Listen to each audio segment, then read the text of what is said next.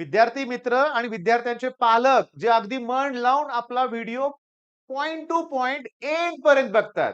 मला भेटायला जेव्हा पालक येतात ते म्हणतात, "सर तुम्ही कालच्या व्हिडिओमध्ये हा पॉइंट छान मांडला, हे बोलला, ते बोलला." अशा सगळ्यांचं सह्याद्री ट्युटोरियल्समध्ये स्वागत आहे. खूप खुश आहे तुम्ही माझे व्हिडिओ बघताय शेवटपर्यंत. पण सबस्क्राईब करायला विसरताय. पहिल्यांदा सबस्क्राईब करा. ओके. व्हिडिओ आवडणार आहे तुम्हाला, आवडणार आहे. आवडल्यानंतर लाइक, शेअर कराच. ओके.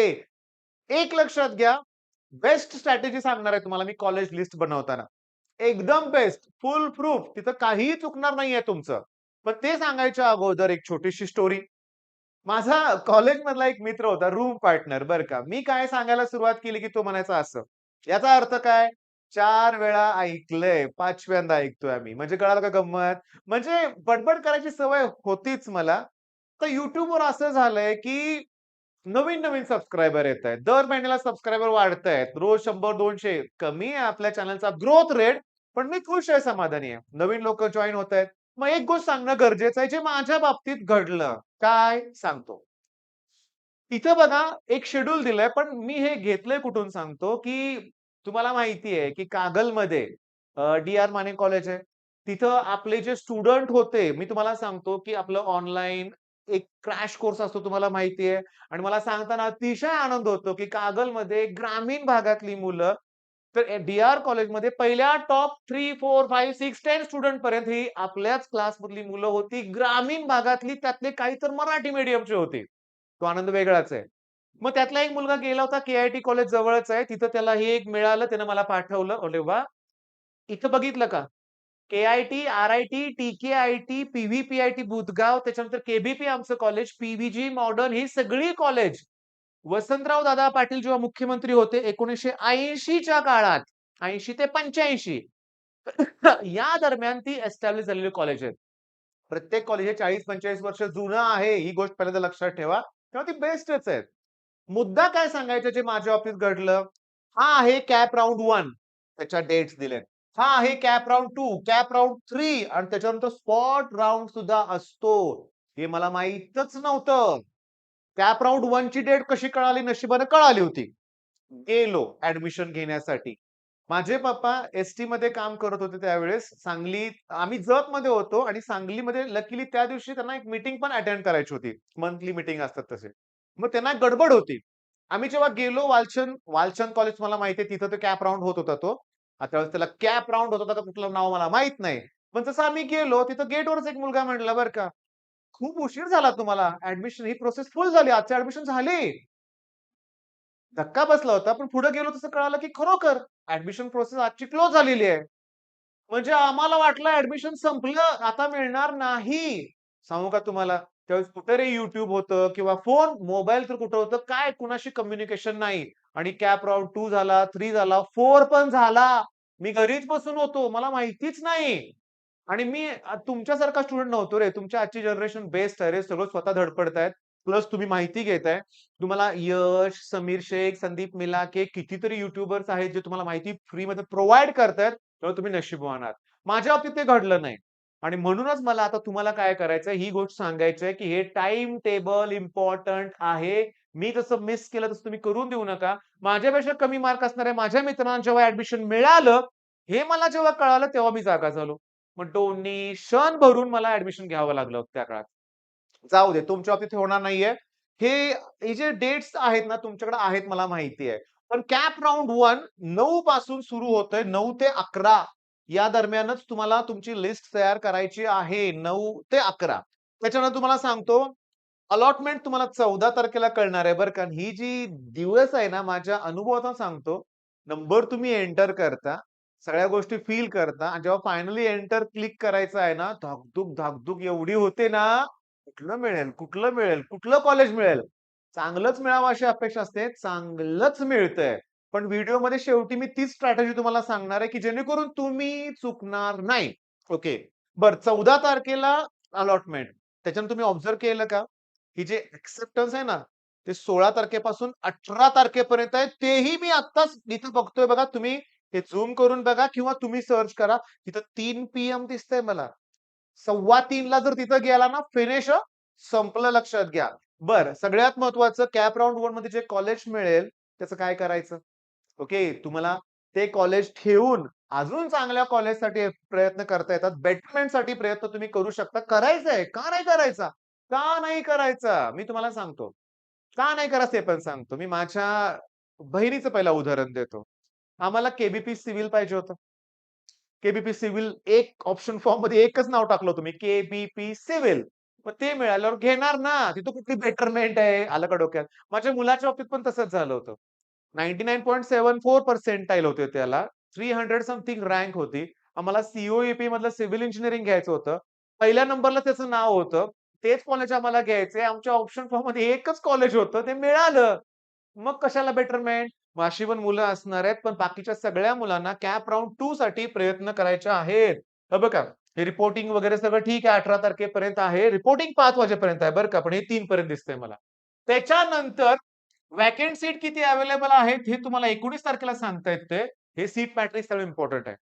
कॉलेजमध्ये किती जागा शिल्लक आहेत. ओके, आणि त्याच्यानंतर पुन्हा 3 दिवस आहेत कॅप राउंड 2 साठी. त्याची अलॉटमेंट होते 4 दिवसांनी. तुम्ही एक ऑब्झर्व्ह केलं का?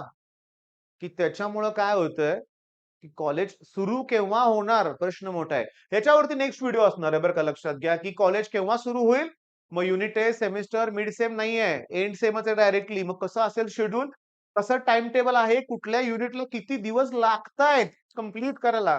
मी कोर्सचं बद्दल बोलतोय. M1, M2, M3 किंवा फिजिक्स, केमिस्ट्री सब्जेक्ट त्यांच्याबद्दल बोलतोय. बरं, आता त्याच्यानंतर रिपोर्टिंग वगैरे सगळं ठीक आहे. त्याच्यानंतर पुन्हा डिस्प्ले ऑफ व्हॅकन्सी 30 ऑगस्ट. बापरे! मग त्याच्यानंतर पुन्हा 2 सप्टेंबर आणि त्याच्यानंतर ती लास्टचे दिवस जो दिसतोय मला तो दिसतोय 9 सप्टेंबर. म्हणजे सप्टेंबरमध्येच कॉलेज सुरू होणार. नेक्स्ट व्हिडिओमध्ये डिस्कशन. पण आता ज्याच्यासाठी आपण इथं आलाय त्याच्याबद्दल बोलायचं आहे मला आणि ते इम्पोर्टंट आहे. आता स्ट्रॅटेजी ठरवूया आपण. तुम्ही मोस्ट इम्पोर्टंट गोष्टी इथं लिहितोय मी. पहिली गोष्ट तुमचं पर्सेंटाइल. ओके. दुसरी महत्वाची गोष्ट तुमची रँक. मग ऑप्शन फॉर्म भरताना तुम्ही कशाला महत्व द्यायचं ते सांगतो. रँकला महत्व द्यायचं. रँकचे पुन्हा ढिगानं प्रकार आहेत. मला स्टेट जनरल रँक जी आहे ना, ओपन मध्ये सगळ्यांसाठी असते, ती माझ्यासाठी इम्पोर्टंट आहे. ओके. कास्टच्या मुलांचं बेनिफिट वेगळं आहे, पण मी आता बोलणार आहे जनरल मेरिट नंबर बद्दल. तुम्ही काय करणार आहे लक्षात घ्या, की तुम्ही तुमची जे काही तुमची लिस्ट असेल, माझं तर एका मिनिटात सांगून होणार आहे बरं का. समजा ए, बी, सी, डी, ई ही तुमची कॉलेजची लिस्ट आहे. तर असं व्हायला पाहिजे, की मला इथं रँक या डायरेक्शनमध्ये इन्क्रीज होताना दिसली पाहिजे लास्ट इयर रँक. म्हणजे हे कॉलेज आहे त्याची लास्ट इयरचा कट ऑफ होता त्यावेळची रँक 8000 आहे समजा आणि हे कॉलेज डी आहे तिथं रँक आहे 3000 चुकलं. कसं चालेल? ती रँक कमी लागते कट ऑफला याचा अर्थ याचं पर्सेंटाइल जास्तच असणार आहे. मग तुम्ही असं कसा विचार करू म्हणजे पॉइंट डोक्यात आला का तुमच्या? रँक इम्पोर्टंट आहे महत्वाचे. तेव्हा तुम्ही हे कॉलेज वरच घेतलं पाहिजे आणि हे कॉलेज खाली पाहिजे. बास एवढी सिंपल स्ट्रॅटेजी आहे. त्यात काही चूक होणार नाही. चुकू शकतच नाही तुमचं. फक्त होतं काय बघा, की सगळ्यात महत्वाचं भोळे एकदम शांत, सरळ मार्गी मुलं आहेत. एका मुलानं मला प्रश्न विचारला, "सर एकाच वेळेस मला किती कॉलेजेस मिळतील?" मी म्हणलं, "असं का विचारतोय?" तर त्याचं म्हणणं ऐका. तो म्हणला, की त्याला एक 97 पर्सेंटाइल आहे आणि त्याच्या लिस्टमध्ये ना 20 कॉलेज असे आहेत, तिथं लास्ट इयर कट ऑफ 95 होता. मग त्याचं म्हणणं होतं, मला ही 20च्या कॉलेज मिळाले पाहिजेत ना. नाही, एकच मिळणार आहे एका वेळेस लक्षात घ्या. तर तो क्रम महत्वाचा आहे, क्रम. पहिली गोष्ट आता मी तुम्हाला सांगतो. आणखीन एक स्ट्रॅटेजी बनवताना बेस्ट स्ट्रॅटेजी बनवण्यासाठी हे 2 पॉइंट तर मी तुम्हाला एक्सप्लेन केले. आता महत्वाचा पॉइंट एक्सप्लेन करतो तो आहे फी स्ट्रक्चर. भयानक आहे हे. आर्थिक परिस्थिती. काही मुलं अशी आहेत, म्हणतो ना आपण तोंडात सोन्याचा चमचा घेऊन जन्माला आलेत. म्हणजे त्याचा अर्थ मराठीतून समजून घ्या. म्हणजे त्यांना कधी म्हणजे नशीबवान मुलं म्हणूया आपण. नशीबवान? थांबा इथं मी सगळं चेंज करणार आहे माझं वाक्य इथं. ज्याचा जन्म खडतर परिस्थितीत झालाय, घरी थोडी हलाखीची परिस्थिती आहे, तो नशीबवान आहे. हां, माझं स्पष्ट मत आहे. कारण त्याला धडपड करायची आहे.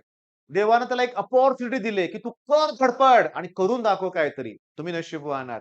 आणि सगळंच मिळालं आहे तसं, काय उपयोग आहे? सगळंच काही दिसतच नाही काय करायचंय ते. मी लास्ट एक व्हिडिओत बोललेलं वाक्य रिपीट करतोय. सकाळी उठल्यावर माझ्यापुढे ढिगानं प्रश्न आहेत, हे करू का ते करू, हे करू. मग माझं लाईफ छान आहे. पण माझ्याकडे बँकेत करोडो रुपये पडलेत. मला काय करायचंच नाही. मग उठून करू काय? बेकार लाईफ आहे. तर माझं एक वाक्य मी क्लिअर करतो बरं का. ते ज्यांना आर्थिक परिस्थितीबद्दल मेनली बोलायचं होतं मला. ठीक आहे, थोडीशी अडचण असेल पालकांना फी भरण्यात, ह्या गोष्टी करण्यात. तर बाळांनो, हे बघितल्याशिवाय तुम्ही ऑप्शन फॉर्ममध्ये कॉलेज घेऊ नका.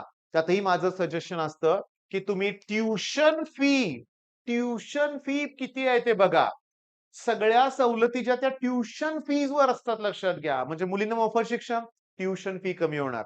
एक व्हिडिओ याच्या अगोदर बनवलाय. नसेल तर तो बघून घ्या. मुलींनी खास करून, की मुलींना शिक्षण मोफत नाहीये पूर्णपणे. मी जळगाव कॉलेजबद्दल बोलतोय, मी कराडबद्दल बोलतोय. म्हणजे जी गव्हर्नमेंट कॉलेज आहेत, पण तिथं ऑटोनॉमस आहेत, त्यांची ट्युशन फी 10 ते 15,000 मध्ये असते. पण डेव्हलपमेंट फी 80 ते 1 लाखापर्यंत त्याचा आकडा असतो. मग ही सगळी भरावी लागते. काही माफ होत नाही. मग हा मुद्दा आहे. मग बेस्ट कॉलेज लीड बघा थांबा. कॉमेंटमध्ये असे कॉमेंट आतापर्यंत केले पण असतील काही मुलांनी, की "सर वालचंद मेघ घेऊ?" हं, वालचंद मेघ घेऊ? का दुसऱ्या कुठल्यातरी कॉलेजमध्ये सी घेऊ?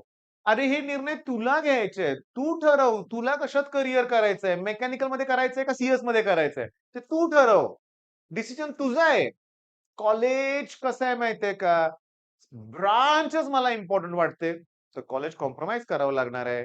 जरा तुमच्या पर्सेंटाइलनुसार जिथं मिळणारच आहे, जिथं मेरिट आहे, जिथं पॉसिबल आहे, ते कॉलेज घ्यावंच लागणार आहे. शांत डोक्यानं ठरवा ना आणि हो, पॅनिक मोडमध्ये जाऊ नका रे. म्हणजे अरे, ही बॅच नाही, ती ब्रांच घ्यायला पाहिजे होती. दुसऱ्या कोणाचं ऐकू नका. ऐकावे जनाचे, करावे मनाचे. बरोबर आहे ना मराठी? हा अप्रोच ठेवा. चला आता मी डिसिजन घेतलंय. हे माझं ठाम मत आहे. मी त्यात करून दाखवणारच असं ॲटिट्यूड पाहिजे. मग आता हा व्हिडिओ कदाचित तुम्हाला आवडेल, न आवडेल. मला तर असं वाटतं मी बरेचसे पॉइंट क्लिअर केले. हा मुद्दा डोक्यातून काढूनच टाका. रँक इम्पोर्टंट आहे. आता इथेही सांगतो आपण घेतलं जनरल मेरिट नंबर म्हणजे ओपनसाठी.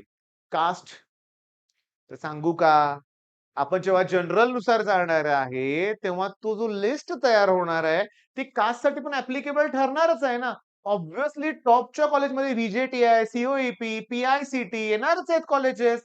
आता मुद्दा लक्षात आला. व्ही-आय-टी, व्ही-डबल-आय-टी, पी-सी-सी-ओ-ई हीच नावं वरती येणार आहेत. मग त्यांचा तुम्हाला कट ऑफमध्ये जो मेरिट नंबर असणार आहे, तो कमीच दिसणार आहे. कमीच दिसणार आहे. आलं ध्यानात. त्यामुळे चुकणार नाहीच असं माझं मत आहे. पण तरी पण तुमचे काही सजेशन्स असतील, तर कॉमेंटमध्ये कळवायला विसरू नका. आणि प्रेम मिळतंय तुमचं, त्याबद्दल मनापासून आभारी आहे. आणि मी पुन्हा व्हिडिओच्या शेवटी सांगतोय, सबस्क्राईब करा. सबस्क्राईब करा. 4,000 सबस्क्रायबर राहिलेत. 2,00,000 पूर्ण होणारच आहेत मला माहिती आहे. होणारच आहेत. चालली माझी धडपड. तुमच्याकडून सपोर्ट मिळतोय. 2,00,000 करायचेच आहेत 10-15 दिवसात. होणार आणि त्याच्यानंतर मी तुम्हाला सांगतो, की बरेच जण म्हणतात, की तुमचा क्लास दाखवा. ते 1,00,000 सबस्क्रायबर झाल्यानंतर ते कुठलं बटन मिळालं होतं अजून आहे तसंच आहे. चला त्याचं ओपनिंग 2,00,000 ला करणार मी. ओके. चला ठीक आहे गप्पा ऐकताय तुम्ही माझ्या त्याबद्दल धन्यवाद. पण व्हिडिओ थांबवूया इथं. महत्त्वाची वेळ आहे. लिस्ट आता तयार करायची आहे तुम्हाला. कॉलेजची सगळी नावं शोधा. मेरिट नंबर किती आहे ते चेक करा. रिसर्च करा आणि काही डाउट असतील तर सीनियर्स बरोबर, तुमच्या ऑफलाईन क्लासेस बरोबर तुम्ही ज्याची काउन्सिलिंग घेतली त्यांच्यावर डिस्कस करायला विसरू नका. ठीक आहे. All the best.